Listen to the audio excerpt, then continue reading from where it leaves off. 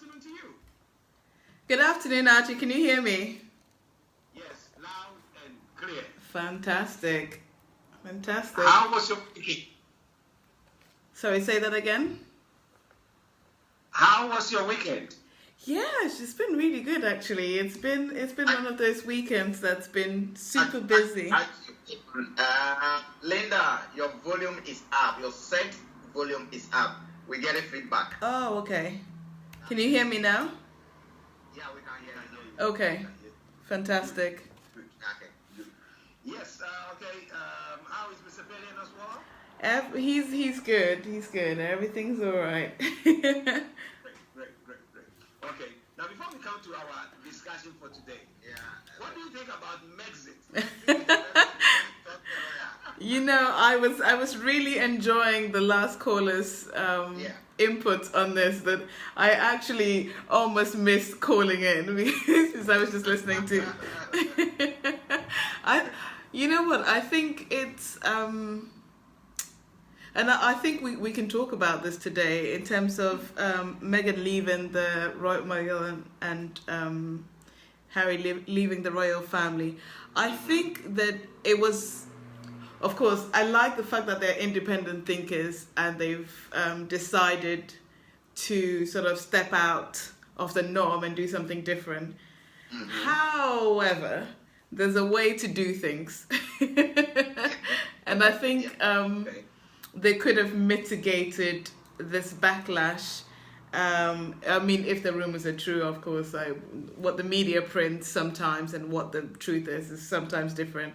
But if it is true that they did it without the permission or without giving them an opportunity to solve that or announce it properly, then that's not good. And I think that's what the British public are angry about, the fact how it was done. Exactly. Now, just linking, this discussion to when it comes to jobs and stuff like that. You have somebody who comes or goes into an establishment, and then they go in. As individuals, they have maybe their own ideology. Now, you have the establishment's ideology, what they stand for, and then the person comes in, and then overnight they want to change the whole system. It could be that person becomes a CEO or something. But how do we deal with such a situation?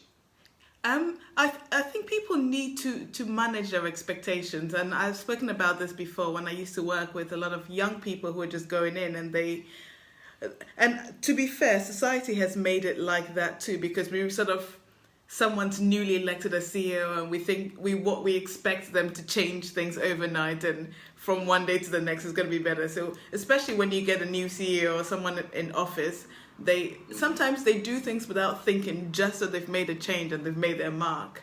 But I think, again, it's managing these expectations and setting these expectations from the beginning. So you were talking about, did she know the full extent of the job she was going into or the family she was going into? Mm-hmm.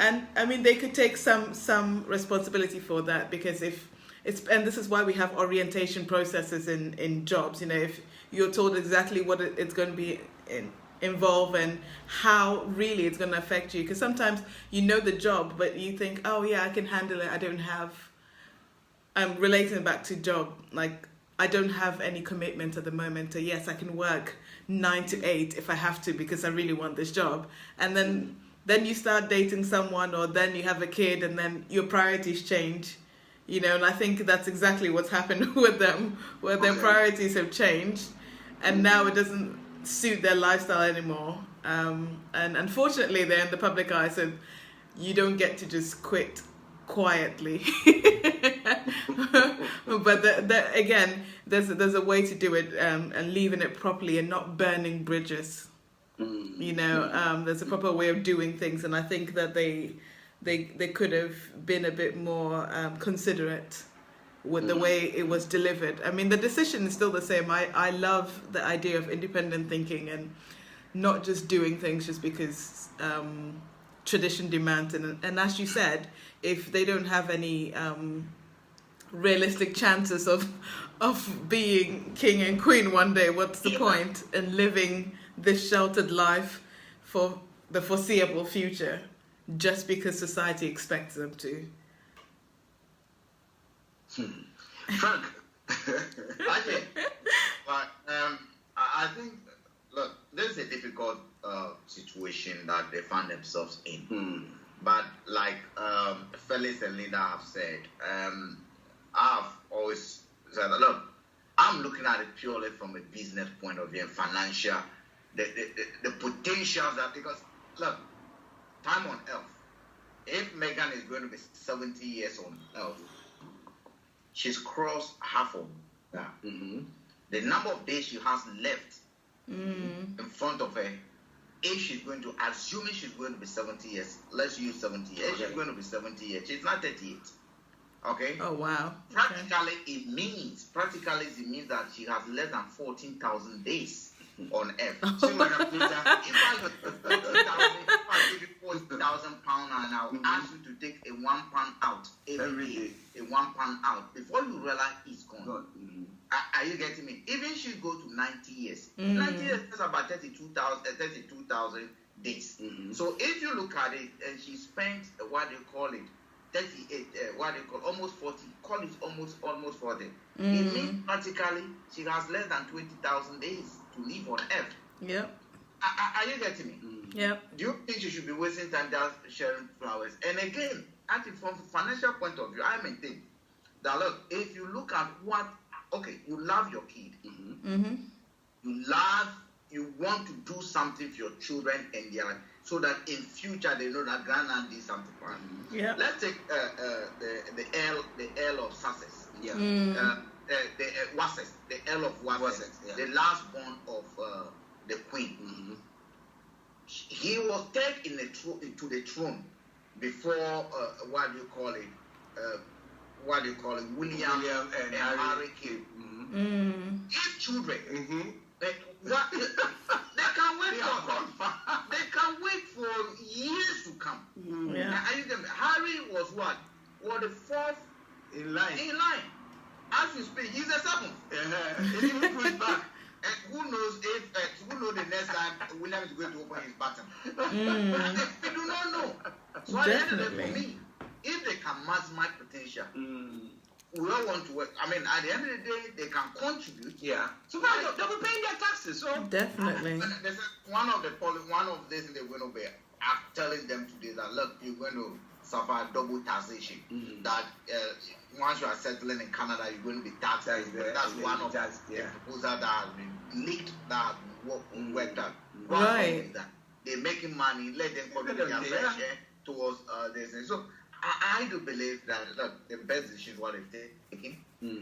Like Linda said, I think the mode of announcement for me was a bit of was unprofessionally done. Yeah. For nothing at all. I would have expected that they had a private conversation with the Queen. Yeah. They might have friction with their dad, they might have friction with their brother. Yeah. But I think the way the Queen, from outside, where we see, we don't know what goes inside. Yeah. Yes. But from what we see, the way the Queen received Meghan, one would have thought that respect should have been respected. Yeah. That they go, even that's what Harry decides to do. I think Meghan had a responsibility to speak to the Queen as grandmother. Grandma, this is what we're considering doing. Harry, this decision was taken together, and we don't want to go to the party before we tell them. But to leave them getting the message 10 minutes before you go live, for me, that was a shocker. That's a shocker. Yeah, wow. And I mean. It's not super surprising that they're being rebellious in that way. I mean, if we take Diana, she wasn't the most law-abiding royal we've ever had.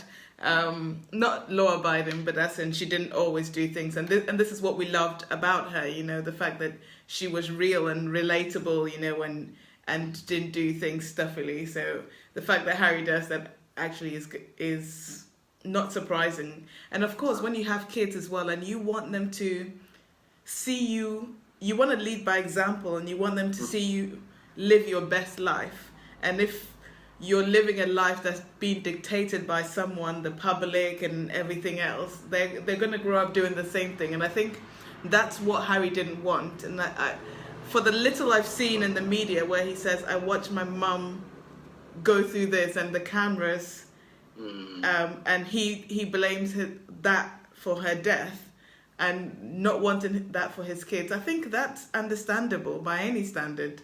You know, that you would want to shield your family from that too. Yeah. Well, listeners, Star Radio UK is a station on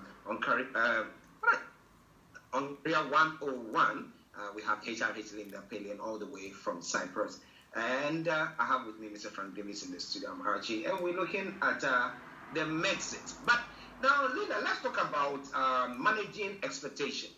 So, how do people manage their expectation if they are going to such a place? They have this standards that they set for themselves. Now, how do they manage that expectation? Okay, this is a great question actually, because it's impossible really to know all the details about a job, and even if you do, there's some situations that are new that might arise.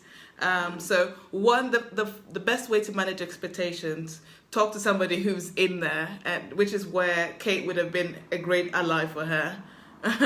Talk to somebody who's been there, walk the shoes. We're talking about Megan in this case. So do all the research you can, and this applies to any job that you're in. All the research, talk to people that are in the field of work, that they've done, that have walked those shoes, see and learn from their experiences and take all of that into consideration. And then I think it's then setting your standards and your values, you know, communicating that as openly, as honestly as you can, so that people know that this is me, this is what I stand for, these are my values, this is what I am willing to do, these are the things that I would never do. And then case by case basis, as the opportunities and the problems and whatever arises, you can talk your way through it. But again, communication is key in terms of managing expectations, because if they don't know that you're not happy with this, there's no way to solve it. And I think we got a hint from the royal family when they started suing the media. But again, suing is almost like a 0 to 100 response to it, you know. Whereas it would be nice to, and I think, well, to use a very controversial person, Trump has done that in a way of eliminating what the media can say about him, because he uses Twitter as a direct response, so we know exactly from the horse's mouth what he's thinking, you know. And I think technology allows us to do that these days, so they could have done that too. I don't know if they had that at their disposal, but again, when you're completely honest from the beginning, people can go to the source and they know where they stand with you. It's so much easier to manage expectations for the job.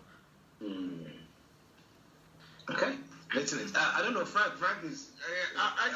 expectation management, I mean, I don't think I can add anything from what our lawyer has already said. But when we link it to what with the MEGXIT that we're talking about, I mean, if you look at it, the media context. Now, if you take Harry complained of a bit of mental issue some time back. Now, we know what killed the man. And we know that his stance towards the media has been that he doesn't like certain media. Now, was he expecting, or has he been expecting that probably the royal family will do more, knowing what has happened to the media, will do more to protect him and the wife going forward, or when the woman came? Could that be an expectation that he was expecting, and probably they let him? Because if you look at when he sued the tabloid, if you look at how the media responded, did the royals came in his defense? Did they let him down? Were they expecting something? As we speak now, they has issued a statement. A statement has been issued in the name of Harry and William. They've gone ahead to what they call it, that this morning the media has published stories about the friction between the two of them. They said they've denied it severally, but the language that the media is still using is offensive. So if you look at it, Charles was not going to issue a statement like that. Yeah. But if you look at the position of Harry, where he stands, he always wants to go confront the media. He wants to be left alone. Have the royal done something to protect, to make that expectation that if my mom fell as a result of the media, I've now got the wife, I expect the establishment to help me fight the media. It was what he was saying. You know, okay, if they can't win, then let me escape. Yeah. Why not? It's definitely an interesting time for the royals. I mean, we've talked about that several times. Now, they wanted to make a statement, or they made a decision, and that we wanted the public to know. Okay, now the channel, at times we have things that we want. Somebody is in the working environment. You have something that you really want to say, but calculate it and see whether it is the right environment at a time to release that particular thing. Do you think that they did well pertaining to that? Absolutely. Timing is everything. In terms of their specific situation, again, as I said, I think they could have done it better, but we don't know if they... Well, we hindsight is an interesting thing, right? If they had gone to have a chat and they were banned from ever talking, then they probably would have ruined their chances of ever making this known to the public. You know, so maybe sometimes they're constrained, but in terms of work, and I've seen people do this. You know, you're so frustrated about something, and rather than talking about it before it gets to the worst position, like you bottle it up, and then one day you just explode on people. And this is when you see people like go crazy in a boardroom, or do, like, you know, take the most extreme actions. And this looks like an extreme action of just going to the media. So maybe they've had talks and they didn't feel like they were being listened to, or they didn't feel like they could go there without being stopped somehow. So yeah, I think in context, ideally do the right thing, because you don't want to burn bridges. You know, it's one thing fighting for what you stand for and believe in and what you want to happen, and I think everybody should. I don't think anybody should live under someone else's thumb, but that's a way to do it. Actually, like Linda was saying, in order not to burn bridges, at workplaces there are always channels, well-defined channels. Every good organization has a well-defined channel of communication. Exactly. Your line manager, your superior, and other things. And sometimes people can drop notes without names about certain things that are happening within. Yes. I mean, take the church setup, for instance. We want to communicate something to the pastor, he's not listening. Probably if suggestion we want to close at 2 o'clock, the pastor will going to 2:30. We all guys at 2 o'clock, we all start walking out. The pastor knows that if he finished preaching and the offering is going to be taken at 2:15, the members have gone. But then only 3 people to be the in Ghana we call it the catechist, and then to be the church members. The members are gone. Yeah. They've been at church from 9 o'clock. The church has gone all the way. They were supposed to close at 2. Now the pastor is now preaching up to saying that, I mean, that's where God is coming. When people chase it, when they leave the church and the pastor find the collection level, next time you start finding. So there are different ways of communicating. Listeners, for sure. We have MyCheerLinda Pallien with us on Career 101. We're looking at the MEGXIT and lessons that can be learned from that. That's what today we try to touch on, because you could be in an establishment. At times you have something you didn't actually expect some things to happen. You thought everything is rosy. You got in there, and then you think I've bottled things too much that now you want to explode. And as well at the right time, you got in the right time to explode. That to another time. Exactly, and the right channels. I was working with one of these ladies, and she said she started as an intern, and she started this by saying, age doesn't necessarily mean you're smart. And I said, well, why do you say that? And she said, I started as an intern in this company, and she was working with this software, the new software that they'd spent hundreds of thousands developing, and they were going to roll it out throughout the NHS. And she said, and her job was to input this data, and she was looking at it, and when she inputs it, it'll throw out the wrong data. And she was saying to her bosses, it doesn't work. And they weren't listening to her because, of course, it's come from high and they've spent so much on it, and they didn't want to listen. Yeah.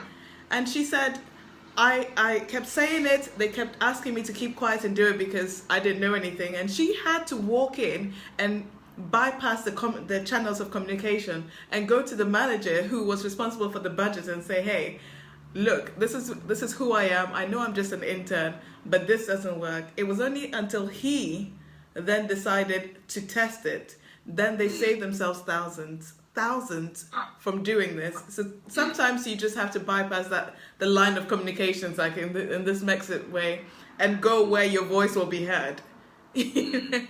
Wow. Listeners, if you want more advice, you want someone to hold your hands there, in your job front, wherever you are, then we've got the right person for you. HRH Linda Pallien. She can be your CheerLinda. Linda, if they want to get in touch, what do they do? Linda, apologies. Yes. Linda, listener, we promise you the blog will be ready by today. In fact, we've not completed the blog yet, but we have her details. So if you log on to starradiouk.com, starradiouk.com, you go and the headline presenters and the radio presenters, you see Linda there. You click on a Twitter feed, you should be able to link up. So pretty sure we're going to have every advice that she's giving, good nuggets, all packed in one corner. No, that's on one corner. Oh no.